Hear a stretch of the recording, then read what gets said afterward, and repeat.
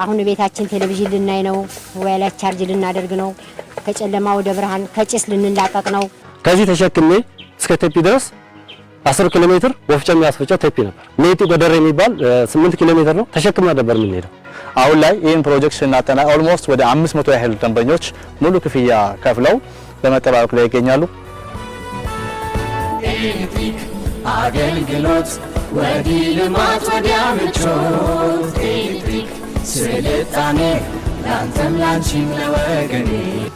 የኪ ቀበሌ ህዝብ እስካሁን ሲጠቀም የነበረ በችቦ ነው። አሁን ይህንን እድል ተጠቃሚ ሆኗል። ይህንን እድል ለማግኘታቸው ያው ማህበረሰቡ ደስተኛ ነው። ሸካ ዞን የኪ ወረዳ የኪ ቀበሌ በሸኮ ዞን የኪ ወረዳ ስር በምትገኘው የኪ ቀበሌ ነዋሪ ነኝ። የቀበሌያችን ነዋሪ የነበሩት እናት አባቶቻችን ኤሌክትሪክ ለማግኘት ብዙ ጊዜ ሲጠይቁ ብርሃንን ሲጠብቁ ከርመዋል። ኤሌክትሪክ ባላገኘንባቸው ጊዜያት ብዙ ውጣ ውረዶች ገጥመውናል። ተማሪዎች ለማጥናት ይቸገሩ ነበር። እናቶች እህል ለማስፈጨት ረጅም ርቀት እየሄዱ ይደክሙብን ነበር። እንዲሁም ስልክ የምንጠቀም ሰዎች ስልካችንን ቻርጅ ለመሙላት ብዙ ርቀት ሄደን ነበር የምንሞላው። ከሄድንበት ከተማም አምሽተን ስንመለስ ለዝርፊያና ለጥቃት እንጋለጥ ነበር። እኔ አርሶ አደር ልጅ ነኝ። አርሶ አደር ነኝ። ከዚህ ተሸክሜ እስከ ቴፒ ድረስ 10 ኪሎ ሜትር ወፍጮ የሚያስፈጨው ቴፒ ነበር። ሜጢ ጎደሬ የሚባል 8 ኪሎ ሜትር ነው ተሸክማ ነበር የምንሄደው። አዎ በጣም ችግር ነበረብን። ሞባይል መሰካትም የለንም። በጣም ችግር ነው። ልጆች እየተዘረፉ ምንም እያሉ ነበርና አሁን እግዚአብሔር ይመስገን በጣም ከፍተኛ ደስተኛ ነን እና መብራት ይገባልን ነው። ከጤስ ወደ እንትን ልንወጣ ነው፣ ወደ ብርሃን ወጣን። እግዚአብሔር ይመስገን የተመሰገነ ይሁን። አሁን በጣም ደስተኛ ነን። እቺ ቀበሌ እንግዲህ ረጅም የጥንት ከተማ ነች፣ ግን እስካሁን ኤሌክትሪክ ተጠቃሚ አልነበረችም። በማህበረሰቡ ዘንድ በአመራሮቹ ዘንድ ከፍተኛ የሆነ ቅሬታ ሲያስተናግድ የቆየ ቀበሌ ነበር እና ያው ያሳለፍነው ጊዜ በጣም አሳዛኝ ጊዜ ነው። የጨለማ ጊዜ ሞባይል ቻርጅ የምናደርግበት እያጣን ሜጢ ቴቢ ይዘን እየተጓዝን ነበረ። አሁን ቤታችን ቴሌቪዥን ልናይ ነው፣ ሞባይላችን ቻርጅ ልናደርግ ነው፣ ከጨለማ ወደ ብርሃን ከጭስ ልንላቀቅ ነው። የኪ ቀበሌ ነባር ናት፣ ታሪክ ያላት። ወረዳው የሚጠራው በየኪ ቀበሌ ነው። የኪ ወረዳ የኪ ቀበሌ ነው የሚባለው። መነሻዋ እቺ ናት። ጥንታዊት ሀገር ናትና ሁሉም ነገር ተሳክቶልን ለዚህ ደርሰናል። የኪ እንግዲህ ከወረዳ ከተማዋ እዚህ ለመድረስ 14 ኪሎ ሜትር ይርቃል። የማህበረሰቦቹም ጥያቄ የነበረው በጣም አቅራቢያ ላይ ለወረዳው አቅራቢያ ሆነን ኤሌክትሪክ ተጠቃሚ ሳንሆን ቀርተናል የሚል ነበር በከፍተኛ ሁኔታ ሲነሳ የነበረው። 2017 ነሐሴ 27 ብስራት ሰማ መብራት ይገባላችኋል የሚል ተስፋ አገኘን። ክልሉም መጥተው ብስራቱን አሰማን። መስከረም 7 ቀን 2018 ኮንትራክተሩም የክልሉም የዞኑም ባለሙያዎች መጥተው ርክክብ ተደረገ። ከዛ ቀን ጀምሮ እንደ አርሶ አደር መስራት የሚገባን ነገር ልማት ሰርተናል።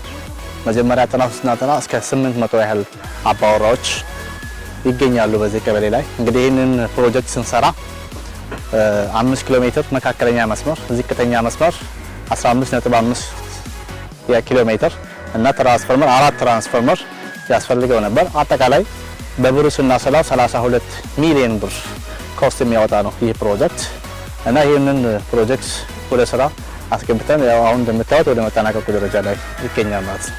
ግብርናው መተዳደሪያችን ያው በቡናም በማሽላም በበቆሎም በዝንጅብልም በርድም ነው የህዝቡ መተዳደሪያ እሱ ነው።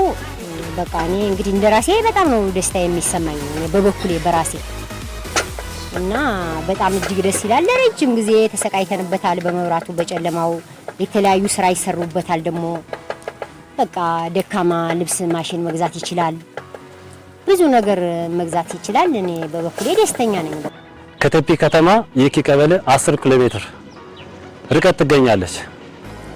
በዚህ መካከል ከቴፒ ከተማ ተነስቶ ዚንኪ ቀበሌ ላይ መብራት በ1997 ገብቷል። እኛ ግን ያው እስካሁን እድሉን አላገኘንም። ታፕ የምናደርገው ከዚህ በፊት ያለችው ዚንኪ ቀበሌ ነው። ታፕ የምናደርገው ዚንኪ ቀበሌ ቀደም ብላ ኤሌክትሪክ መስመር ያገኘች ቀበሌ ነች።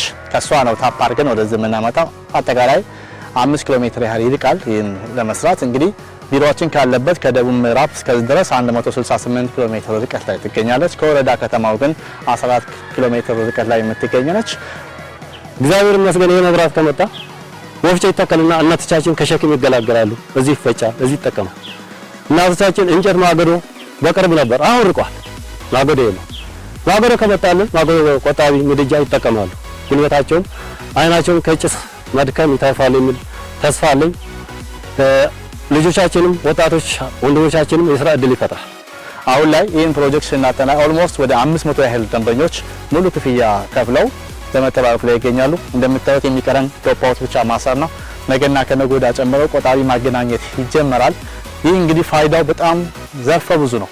በየክሎታቸው ብዙ ስርዓት ተማሪ አለ እዚህ ብዙ ወደ 246 ስርዓት ትምህርታቸው ጨርሰው ተቀምጠዋል። ይሄ መብራት ሲገባ ግን ቢያንስ ከ50% በላይ ያቃላል የሚል እምነት አለኝ። ቀበሌያችን ኤሌክትሪክ እንድታገኝ ለሰሩ ባለሙያዎች ትልቅ ምስጋና አለኝ። እኛን የኤሌክትሪክ ተጠቃሚ ለማድረግ ዝናብና ፀሐይ ሳይሉ ብዙ ደክመዋል። ምሰሶዎችን ለማቆምና ገመዶችን ለመወጠር ሲለፉ ሲደክሙ ነበር። እኛም እንደ አቅማችን ዛፍ በመመንጠር አብረን ስናግዝ ነበር።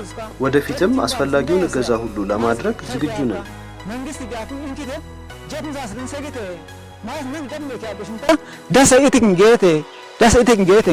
ይህንን የመጣላቸውን እድል በዘላቂነት ለመጠቀም በጋራ መንፈስ ሁሉም ሰው ትልቅ ሳይል የቀበሌዋ ነዋሪ በሙሉ እጅና ጓንት በመሆን የመጣውን ልማት ዘላቂ እንዲሆን ዛፍ በመመንጠር አካባቢው ላይ ያለውንም ተሳትፎ መረጃ በሚያገኙበት ሰዓት አቅራቢያ ባለው ማዕከል መረጃዎችን በመስጠት የመጣውን ትሩፋት በአግባቡ እንዲጠቀሙ አደራ ማለት እወዳለሁ። ኤሌክትሪክ አገልግሎት ወዲህ ልማት ወዲያ ምቾት ኤሌክትሪክ ስልጣኔ ላንተም ላንቺም ለወገኔ